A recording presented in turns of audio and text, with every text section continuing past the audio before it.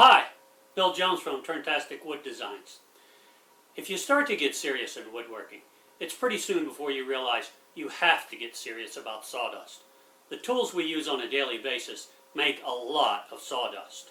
A planer and a jointer, for instance, throw large chips, where a table saw and a miter saw throw smaller chips, and of course a disc sander throws some very, very fine dust. That floats through the air and lands on everything. So you have to have a dust control system. I have a dust collector that I just upgraded, and I'll show you next. I got this Dust Right dust collector from Rockler a few years ago. It's got a 3/4 horse motor, and it's done all right, but it really doesn't meet my needs anymore. So it's time for an upgrade. So I got this 2 horsepower dust collector from Harbor Freight. Was able to get it for about $200. At Harbor Freight, a lot of times you can get a coupon and actually find things for not too bad. But this is the current configuration. I'm not going to go over how I put it together in the current configuration for a couple of reasons. One, the instructions are in a very bad translation of Chinese, so actually putting it together the way the instructions say is not possible.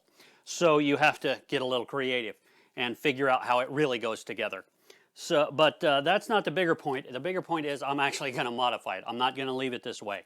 I'm going to make it 2-stage. Right now I have this little lid on a trash can that's sort of a 2-stage situation, but not really. So what I'm going to do is I'm going to use that trash can, but I'm going to make a fine baffle to go on top, and that will make it completely 2-stage. And I'll start on that next. I cut this circle out of 3/4 inch plywood, slightly larger than the diameter of my trash can.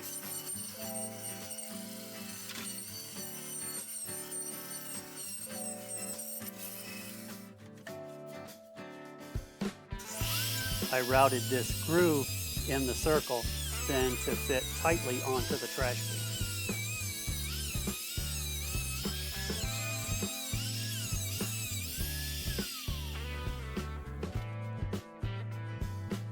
On the opposite face, I routed a slightly smaller groove. A piece of plexiglass will fit into this slot.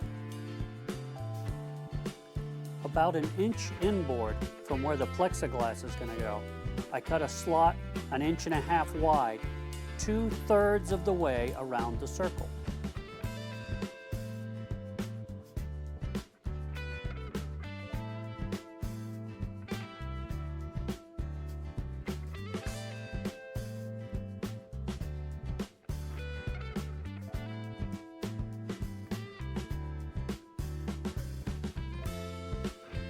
I cut another circle out of 3/4 inch plywood for the top of the baffle.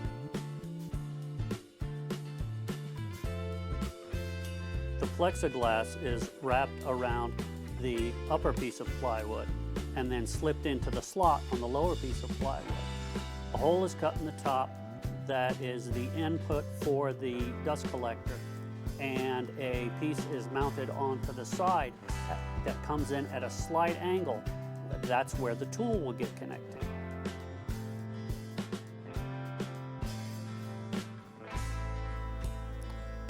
I mounted the motor and blower assembly on the wall where I wanted it. That's a pretty heavy unit, so it was quite a job to do, but I got it done.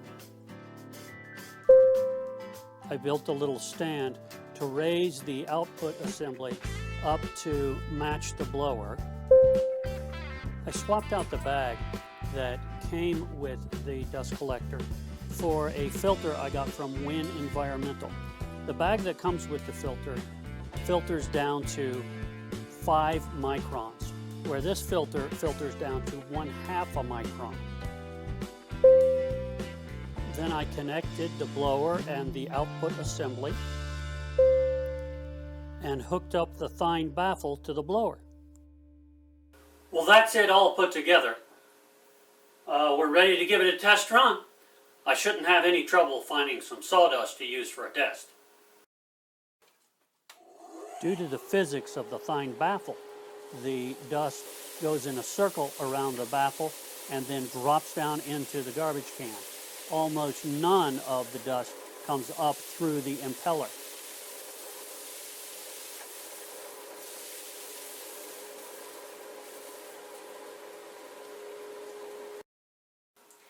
Well, that was a great test. I'm very happy with it.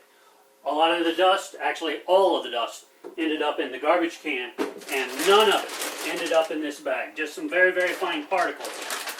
So that's really what you want with a two-stage dust collector. So I'm very happy with this purchase I've made. I still now have to do the hard work, which is hooking up all the machines, doing the duct work and hooking up all the machines. But got this going, and I'm real happy with that. If you like this video, please share with your friends and like. And please subscribe to my YouTube channel if you haven't done so already. And if you get a chance, visit my Etsy store. I'll put a link in the description below. And as always, thanks for watching.